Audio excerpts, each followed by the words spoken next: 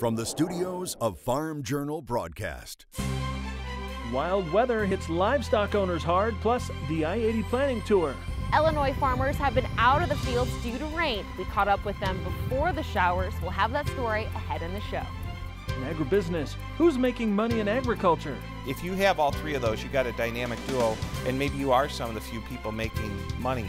USDA eases rules for school lunches, and barnyard besties. Find out how a rooster and a goat became best friends. Agday, brought to you by the dependable, longest-lasting Chevy Silverado.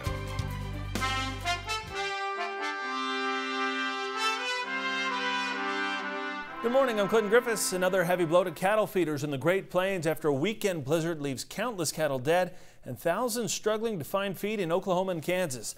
This latest weather setback comes just 2 months after the March wildfires tore through Kansas, Oklahoma, and Texas. Our top story this Wednesday morning takes us to Cimarron County, Oklahoma, where cattle producers are counting up their losses while still looking for surviving cattle which were lost in the weekend blizzard.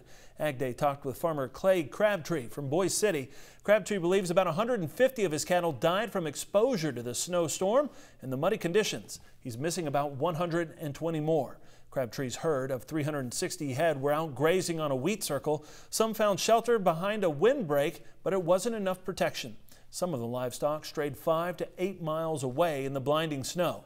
Crabtree says the land was already saturated even before the storm, making it difficult, if not impossible, for the steers to seek shelter. The same massive storm system that hit the Oklahoma Panhandle also dumped heavy snow in western Kansas and parts of Nebraska. According to our partners at Drovers, feed yards on the high plains are struggling to recover. There are no exact numbers at this point, but Drovers says the cattle losses could reach into the thousands. As much as 75% of the U.S. cattle on feed were affected by the storm.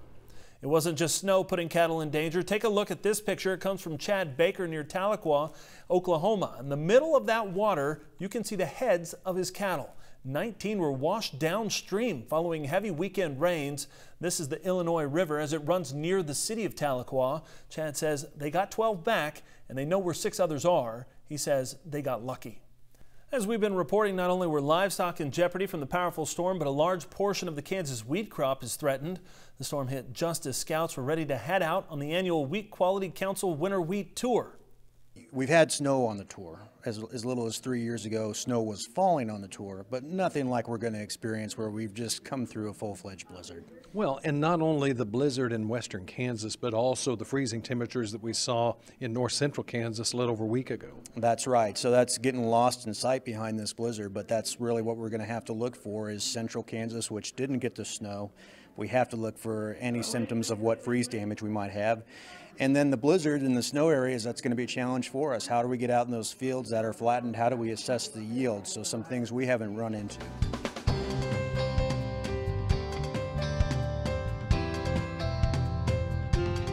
The I-80 Planting Tour, sponsored by the Enlist Weed Control System from Dow AgroSciences, combining the proven control of a new 2,4-D and glyphosate. Take control of tough weeds like never before.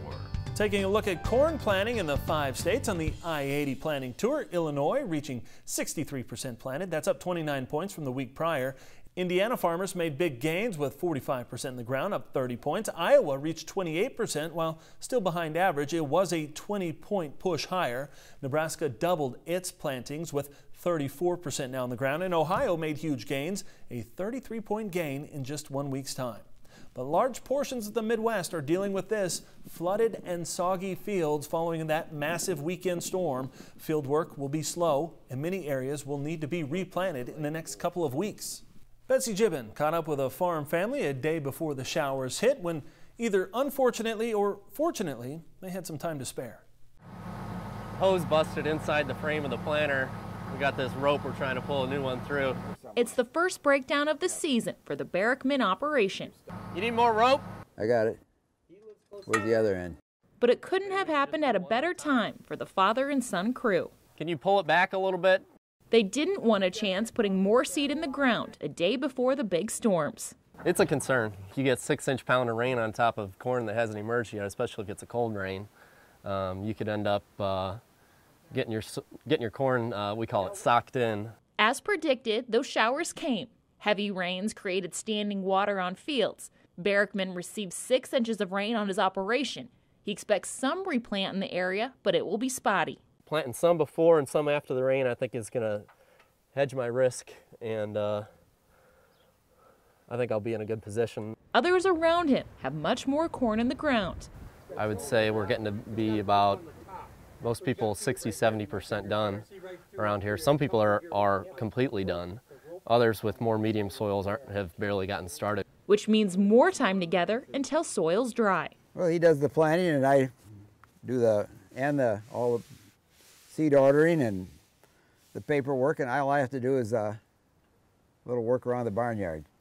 It's good to have a relationship where you can bicker and argue about stuff, but at the end of the day, you know you're always on the same page. Don't go too far. It's too early in the year to know if 2017 will be memorable for the Barrickmans, either because of prices. Corn, on the other hand, has been, right at what I would call a break even for me. Or that wet weekend. It's a concern, but it's a roll of the dice. The conditions are fit to plant, and so we've been planting. Everybody else around here has been doing the same thing. But every season is memorable farming with your family. You got the wire hooked onto it? No. We're stuck again. Even if it's working through a breakdown. I went away to college and worked in Champaign for about 5 years, and came back here to farm with Dad. I'm really pleased that he came back to farm. Reporting for Agday, I'm Betsy Gibbon. All right, thanks, Betsy. Joel Barrickman says he stuck with his rotations this year, but he wishes he would have planted more beans on beans based on the prices. A mega merger between Precision Planting and John Deere now off the table. Monsanto's Climate Corporation officially terminating the agreement with Deere Monday. First announced back in November 2015, the closing of the acquisition has been delayed by the Department of Justice. The company says it still intends to sell the precision planting equipment business and has spoken with several third parties that expressed interest. Deere says they're deeply disappointed in the outcome. Farmers' sentiment about the economy ticked higher last month. That's according to the monthly Purdue CME Group Ag Barometer. The reading, based on surveys with 400 farmers, increased to 130. That's slightly higher than last month, but still well below the peak we saw in January. And compared to a year ago, positive sentiments are up 23%. Well, I think the biggest surprise on this month's report is really the fact that we've got this ongoing increase in the current conditions index. That's really somewhat surprising, in part because it suggests that many producers seem to feel like the worst of the ag downturn is behind them, and that's taken place despite the fact that other indicators suggest that we're still in a pretty difficult operating environment. Minturn says the survey results continue to suggest that producer optimism is rooted in more than expectations for an improvement in grain prices and revenues, but the overall economic picture. The snow's melted in some areas, but crops are still seeing damage. Mike Hoffman has an update this morning. Mike. Good morning, Clinton. Cody Gerlach is out scouting wheat near Turpin, Oklahoma. He's estimating 30% of stems are broken in this field alone. Some are trying to stand back up in the sunshine. And Casey Cooksley in Custer County, Nebraska says the snow has melted already in his area. Now he's getting some rain. Casey says this has been some crazy Nebraska weather lately. And taking a look at the, the root zone moisture shows the two storm systems that pummeled the center of the country last week from the Great Lakes into the southwest. Very wet conditions, obviously, and if you're living in those areas, you know that.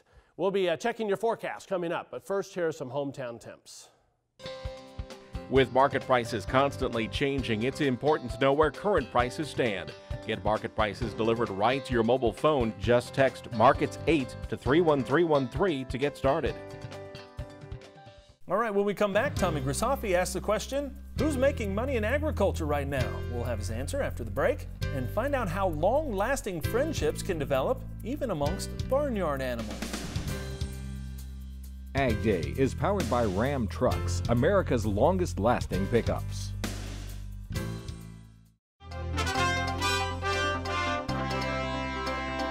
The Federal Reserve is meeting this week. Its policymaking committee expected to hold interest rates steady. That's according to the latest trade guest tally. The latest economic indicators only showing tepid growth in Q1. Livestock experiencing another big day at the CME on Tuesday. Details from our friends on the floor. So the live cattle market sharply higher again on Tuesday. As a matter of fact, we had a limit up trade in the nearby June futures contract and a sharply higher trade in a lot of the deferred months. The April futures went off the board last week at a big premium to any of the back months. So the June futures picking up the slack here today. Very, very strong market to begin the week.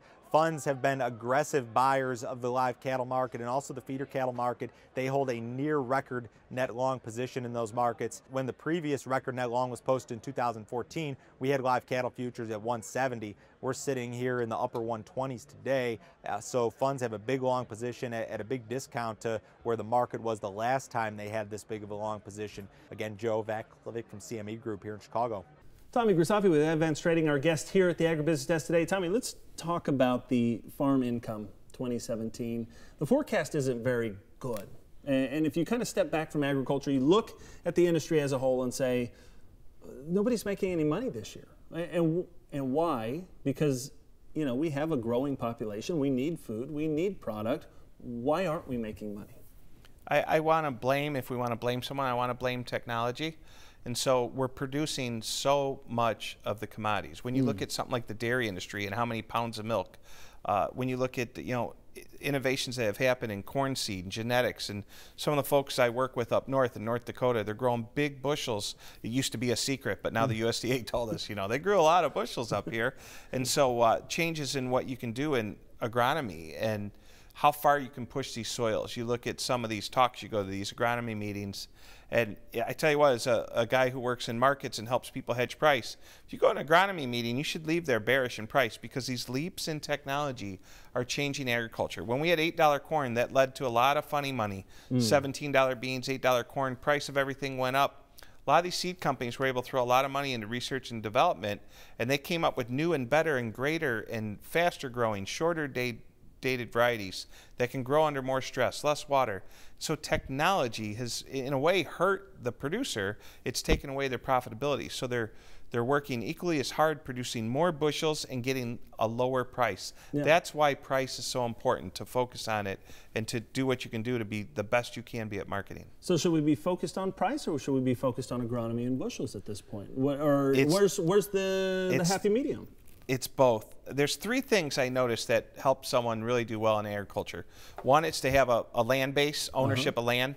You can't stop that. That's something that come from multiple generations of success. Two is to be absolutely awesome at producing bushels, be a good producer. And then three is to be good at marketing. If you have all three of those, you got a dynamic duo, and maybe you are some of the few people making money. If you're missing all three of those, you have a problem. Okay, well, it is going to be an interesting year. We'll see how 2017 shakes out. Appreciate it, Tommy. Thank you. Be back with more Ag Day in just a minute. Interested in spending a day with a trader? Call Tommy Grisafi at 800-664-4383.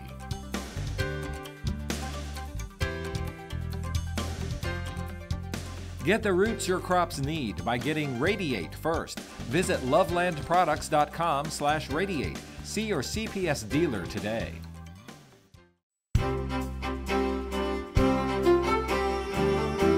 Welcome back to Ag Day. Your meteorologist Mike Hoffman. Mike, looking at this root zone moisture, you can really see where that storm system put down the water. Yeah, it is amazing. That's why I love this product. It really shows the changes from week to week dramatically.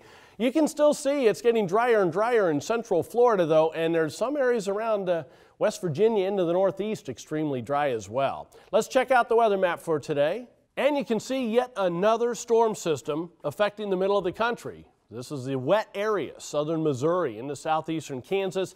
As we head through the day today, you'll see that system continuing to push eastward, so much of Missouri except the far northern sections, southern Illinois, all the way down into eastern Texas, Louisiana, getting rain or showers and thunderstorms, just scattered showers through the northern plains and a few lingering showers by later today in the northeast. Next cold front coming into the Pacific Northwest, really not moving very quickly. A lot of that moisture is going to stay north in western portions of Canada. Heading through tonight, slow moving storm system moving off to the east, showers and thunderstorms into the southeast again, and you can see the rain pushing all the way up to about the Michigan-Indiana state line by tomorrow morning.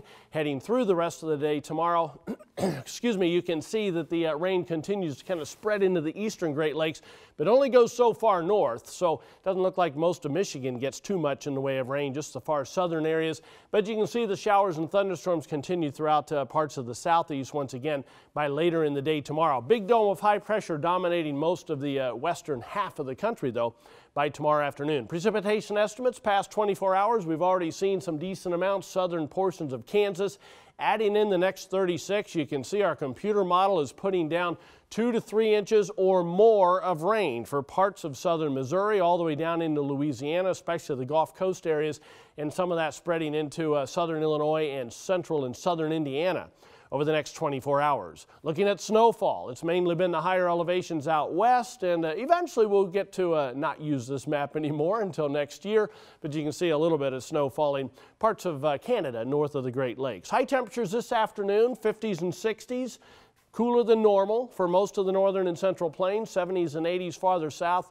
Few upper 80s near 90 in far south Texas. Lows tonight going to be in the 40s across most of the Corn Belt, 50s and 60s by the time you get into the southeast. And taking a look at highs tomorrow afternoon. Where it's raining, it's going to be a chilly, raw day. Otherwise, it's 60s north of that front for the northern plains. Taking a look at the jet stream, you can see the trough moving away. There's that new one digging in. That's the storm system. That's why it's going to be such a slow mover. And look at this. This map by early next week. That's just ridiculous for this time of the year. Very warm in the middle, stormy on the west and the east. That's a look across the country. Now let's take a look at some local forecasts. First of all, for Lyman, Colorado, cloudy, breezy, chilly, high temperature of 54 degrees. Terre Haute, Indiana, breezy with periods of rain, high of 55. And taking a look at Montpelier, Vermont, cloudy and chilly, could be a shower in spots, high of 49. School lunches get more wiggle room from USDA. We'll have an update next on the Packer TV. And during a time of crisis, these farm animals became the best of friends. Barnyard besties later on Agday. Visit FarmJournalPro.com. Trusted analysis, professional insight. FarmJournalPro.com.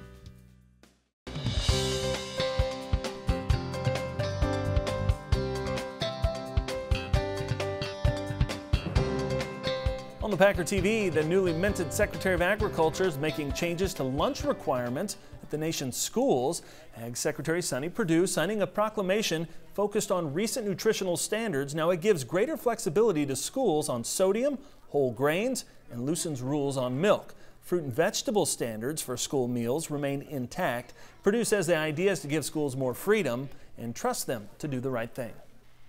Also from Washington, we told you last week about the ruckus over Argentina lemons. Well, new word that lemons from the South American country are getting the green light from USDA. The department says the final rule allowing Argentine lemon imports will take effect May 26th. It says it will not issue another stay on the regulation. The California citrus industry is not happy. The chair of the U.S. Citrus Science Council, Richard Pittock, says the haste in which this announcement was made is nothing less than disrespectful, and I am extremely disappointed by the administration's complete disregard for domestic citrus producers. The final snowpack survey in California shows it's nearly double its normal levels after 5 years of historic drought. The water equivalent of that snow is roughly 42.5 inches on average, almost 200% above a typical May 1st measurement.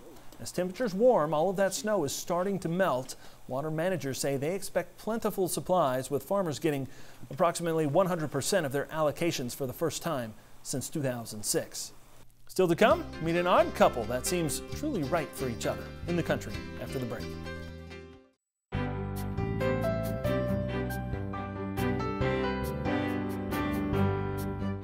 In the Country, sponsored by Kubota. Tractors, hay tools, utility vehicles, mowers, and more. Visit Kubota.com today. It's not uncommon to find an older farmer take a younger farmer under his wing, but in South Carolina we found a younger rooster take an elderly goat under his wing. This unlikely bond formed when the elderly goat was rehabilitating after a dog attack 4 years ago. The pair live at a therapeutic riding facility in South Carolina. The goat is 18 years old. It nearly died when it was attacked. Samoa, the rooster, visited Billy during the weeks of rehab, and they've been besties ever since. When he first was rehabbing, the rooster wouldn't even let people near him. It's hilarious. They'll ride all the way out. There's a water tub out there. Sometimes they'll ride all the way out to the tub. He'll jump off, they'll both drink, and then they'll walk back in together. But it is hilarious. A true friendship. That's all the time we have this morning. We're sure glad you tuned in to us. For Betsy Gibbon and Mike Hoffman, I'm Clinton Griffiths. Have a great day. Agday is powered by Ram Trucks, America's longest lasting pickups.